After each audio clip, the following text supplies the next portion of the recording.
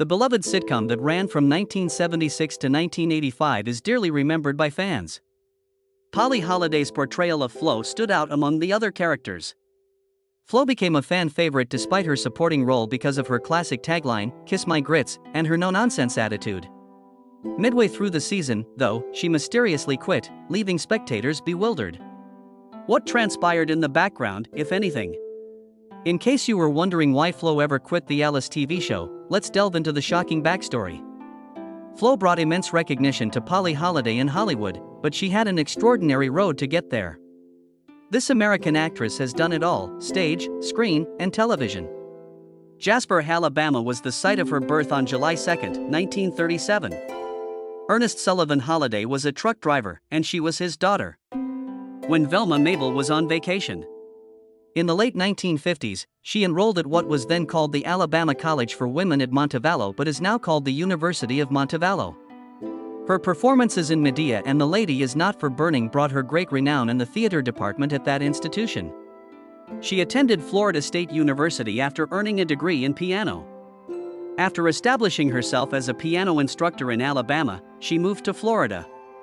In terms of her professional acting career, she spent 10 years as a member of Florida's A Solo Theater Company. She relocated to New York City in 1973 in pursuit of professional advancement. After meeting Dustin Hoffman in her performance in Alice Childress's Wedding Band at the Public Theater, she went on to star in All Over Town the following year. In 1976, he co-starred with her in All the President's Men. In 1976, Polly Holliday landed her breakthrough role on the American comedy Alice, playing the role of Florence Jean Flo Castleberry. Many others were drawn to her portrayal of a snarky, man-crazed waitress. "Kiss my grits," her signature line, entered the American lexicon thanks to the show. Dustin Hoffman cast Polly in the role and oversaw her performance in the off-Broadway show. She was still a part of his 1976 picture. It was her personal experiences, she remarked time and time again, that gave her character in Flo power. While traveling with her father, she got the opportunity to meet numerous servers and see how they charmed and acquired tips from patrons. The waitresses she had encountered throughout the years and their accents served as a source of inspiration for her character development. It's hardly surprising that she became a fan favorite once the show aired. So much so that she is often referred to as the fan favorite.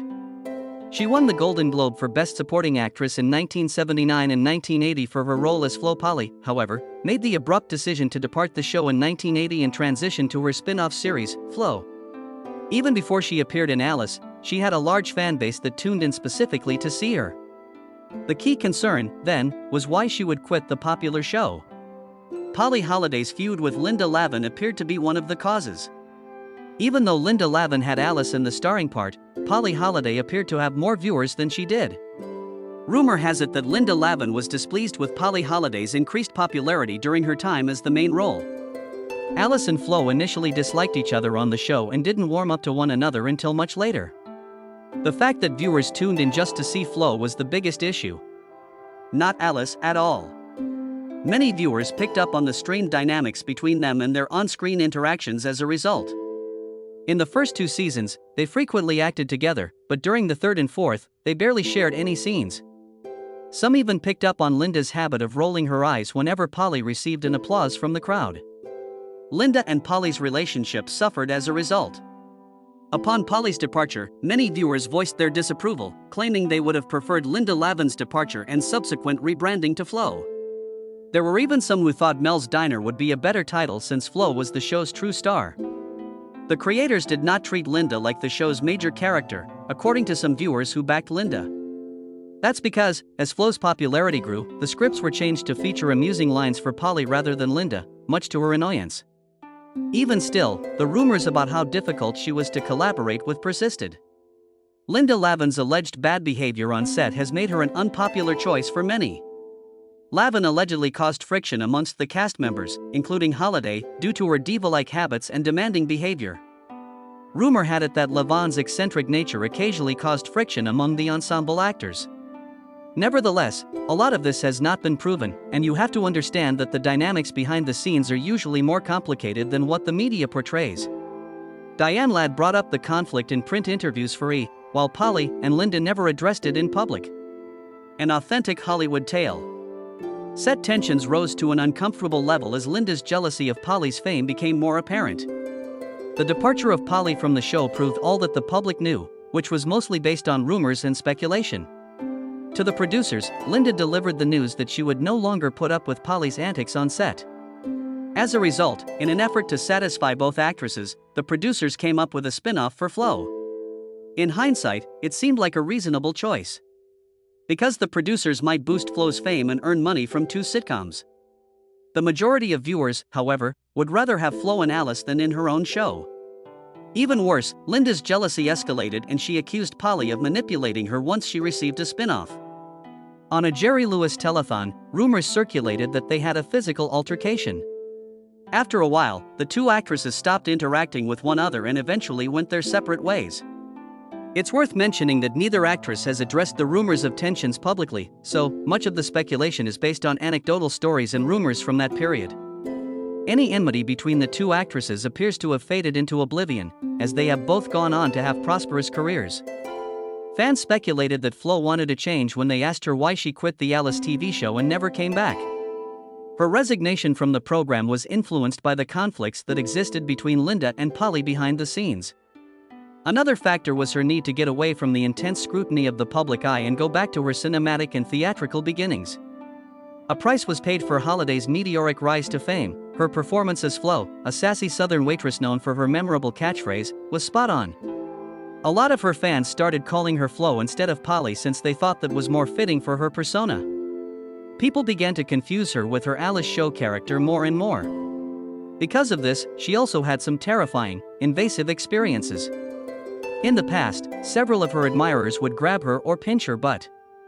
They insisted she recite her signature phrase, "Kiss my grits," as well.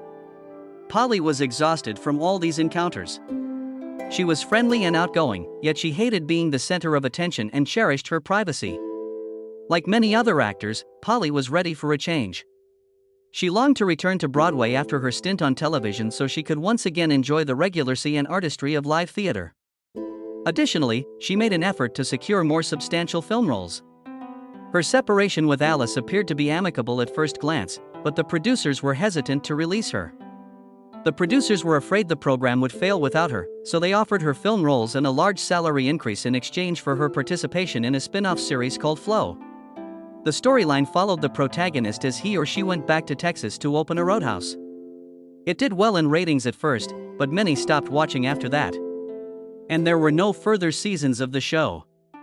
Her subsequent film appearances were few, despite producers' assurances to the contrary. Gremlins, which was out 5 years after Flo, featured her in a small but disastrous part. Following her work on Flo, Holliday returned to television, this time for a spell on CBS's Private Benjamin series adaptation. Eileen Brennan, the show's lead, was recovering from a car accident. She filled in for a period. Stir Crazy, another film-to-TV series adaptation, had Holliday in its pilot. The sitcom was cancelled after only 9 episodes, and her character was recast following the pilot. Another film-to-TV series that she was a part of, The Client, ran for only 1 season in the mid-1990s. Throughout her career, Holliday had a number of forgettable appearances in studio and television films. She retired after a while but never stopped performing on stage, which had always been her passion. As the actress who brought Flo to national prominence, Polly Holliday is lauded for her extraordinary talent. Despite the difficulties she encountered after Alice, she made substantial contributions to cinema, television, and the stage.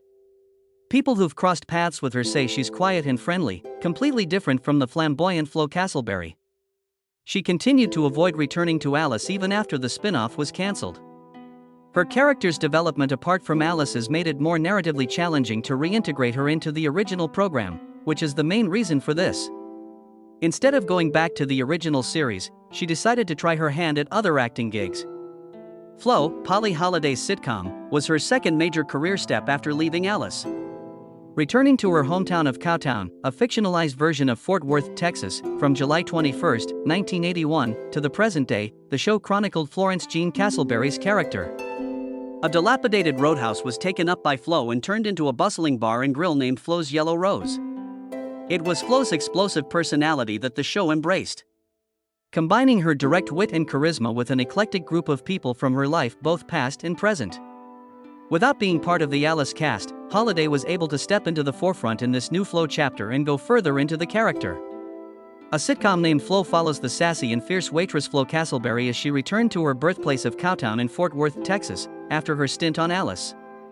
Flo becomes the owner of Flo's Yellow Rose, a dilapidated roadhouse, after quitting her job as a server at Mel's restaurant. The protagonist, Flo, runs the bar and has to deal with a cast of colorful characters, from the sexist Earl to the avaricious Farley, the banker who owns the mortgage, as she runs the show. Flo's interactions with her quirky but supportive family provide a glimpse into her personal life as well. The strict Velma and the uncompromising Fran, her mother and sister. Les, a chain smoker who plays the piano, and Miriam, Flo's childhood best friend and a waitress and bookkeeper, round up Flo's staff. The Yellow Rose is always bustling with activity because to its diverse cast of characters, including regulars like Chester and Randy, the mechanic. Viewers had grown to adore Alice by the time Flo premiered, so they were rather enthusiastic. In its inaugural season, the show did rather well. Not even in the top 10 according to Nielsen. Polly Holliday's solo charisma and the widespread adoration for Flo's persona were highlighted by the show's early success. Holliday was nominated for 2 awards for her role in the comedy series, one from the Golden Globes for Best Actress in a Television Series, and another from the Primetime Emmys for Outstanding Lead Actress in a Comedy Series. Critics lauded her portrayal. Even though it got off to a good start, Flo ran into a lot of problems later on.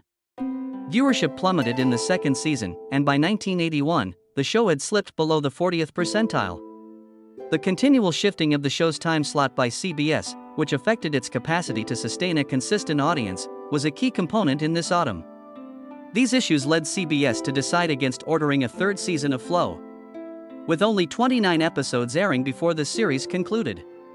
The original Alice was profoundly affected by Polly Holliday's choice to depart the show midway through its 4th season to feature in Flo. Fans of Alice were left to deal with the unexpected loss of a cherished character, even while her departure gave her the chance to pursue other chances. Belle Dupree, played by Diane Ladd, was cast by the producers to replace Flo as the waitress. However, viewers did not see a seamless transition. Many viewers noticed a dramatic change in the show's dynamic once Holliday left. The chance to star in her program may have been the sole motivating factor for Holliday's departure, according to several fans. But it was a more complicated decision. Holliday had previously voiced her displeasure with the constant scrutiny she endured as Flo, claiming that fans would harass her if she was too linked to the role. While playing Flo helped her develop as an actress, it was also her way of trying to escape the difficulties Alice was facing while maintaining her star status on television. Flo may have been brief, but it was a watershed moment in Polly Holliday's career nonetheless. The show showcased her versatility as a leading lady and her capacity to spearhead a series on her own. Despite the spin-off's failure to maintain its early success, Holliday's impressive resume and the lasting impression she left as Flo Castleberry were recognized with numerous honor nominations. Nobody really took Flo's position when she abruptly quit the Alice TV show. Rather, Diane Ladd and Celia Weston debuted as new characters on the show. Dissatisfied viewers said they would only tune in for Flo-starring shows. Unfortunately, in Alice's last episode, they saw flashbacks, including Flo Isabel Belle Dupree, a generous woman, was played by Diane Ladd, who joined the cast in 1980. For her role as Flo in the movie, she was even nominated for an Oscar.